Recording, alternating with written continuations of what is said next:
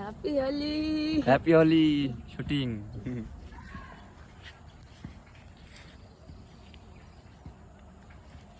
মোস্টকে তারপরে পরে একটু ফু মারি দিতে হবে। হালকা চুলগুলো